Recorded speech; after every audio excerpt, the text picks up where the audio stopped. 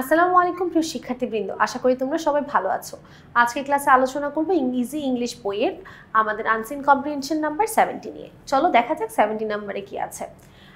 70 নম্বরে আমরা দেখতে পাচ্ছি কুইন ভিক্টোরিয়ার বায়োগ্রাফি আছে। চলো পড়া যাক। Queen Victoria, when a little girl was taught economical habits by her governess, the princess had a fixed allowance for pocket money and was not permitted to exceed it. রানী ভিক্টোরিয়াকে ছোটবেলায় তার governance মিতব্যয়িতার অভ্যাস শিখিয়েছিলেন। রাজকন্যার জন্য পকেট মানি হিসেবে একটি নির্দিষ্ট ভাতা নির্ধারিত ছিল এবং সেটা ছাড়িয়ে যাওয়ার অনুমতি তার ছিল না। Once in a bazaar at Tunbridge Wells, she had exhausted all her supply of money in buying a number of presents for her relatives and friends. অর্থাৎ একবার টানব্রিজ ওয়েলসের একটি বাজারে আত্মীয় স্বজন ও বন্ধুদের জন্য অনেক উপহার কিনে তার সমস্ত টাকা শেষ হয়ে গিয়েছিল। As she was leaving, যখন সে চলে যাচ্ছিল, she remembered, তার মনে পড়লো, another cousin for whom no present was bought, তার একজন কাজিন বাকি আছে যার জন্য সে কোনো উপহার কিনেনি।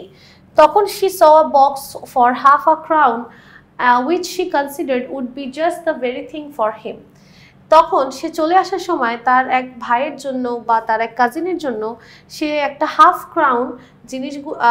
ক্রাউন মূল্যের একটি বাক্স দেখলেন। হাফ ক্রাউন, এটা কিন্তু ক্রাউন মানে মুকুট না, এটা কিন্তু ওই যেমন টাকা এরকম ক্রাউনের কথা বলছে। হাফ ক্রাউন মূল্যের একটি বাক্স দেখলেন যা তার মতে ওই ভাইয়ের জন্য একদম উপযুক্ত একটি উপহার হবে। বাট অ্যালাস, কিন্তু হায়, দ্য মানি ওয়াজ অল গন, সব টাকা শেষ। The people in the shop said they would just enclose the box with the other articles, but her governess said no. You see, the princess has no money, so of course she cannot buy the box. অর্থাৎ বলছে যে দোকানের লোকেরা বলল যে তারা বাক্সটি অন্য জিনিসগুলোর সাথে পাঠিয়ে দিবে, কিন্তু তার গভর্নেস বললেন না, দেখো রাজকন্যার কাছে এখন কোনো টাকা নেই, তাই স্বাভাবিকভাবে সেই বাক্সটি কিনতে পারবে না। The shopkeepers then said that they would reserve the box, যে তারা বক্সটি সংরক্ষণ করে রাখবে। And when the next due pocket money came, যখন পরবর্তী পকেট মানি এলো, the princess mounted her donkey and went to the bazaar for the coveted box by 7 o'clock in the morning. অর্থাৎ পরের বারের প্রাপ্য পকেট মানি এলে রাজকন্যা সকাল 7টায় তার গাধার পিঠে চড়ে কাঙ্ক্ষিত বাক্সটির জন্য বাজারে গেলেন। এখান থেকে আসলে যে শিক্ষাটা পেলাম যে উনি অনেক ধনী ছিল কিন্তু মিতব্যয়ী ছিল, তার অনেক টাকা থাকলেই যে সব একসাথে নষ্ট করতে হবে এই ব্যাপারটা তার মধ্যে ছিল না।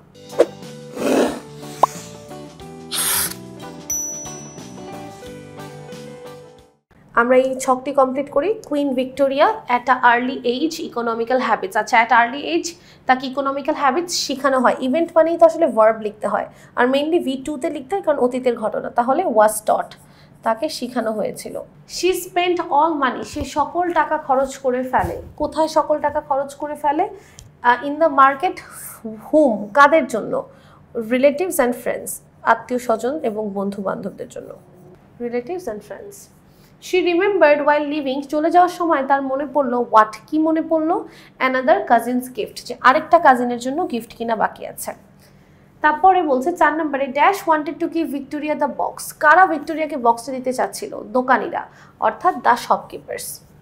Victoria went dash to the বাজার, ভিক্টোরিয়া বাজারে গিয়েছিল। ওয়েন, কোন সময়? In the morning, 7 o'clock in the morning, সকাল 7টায়।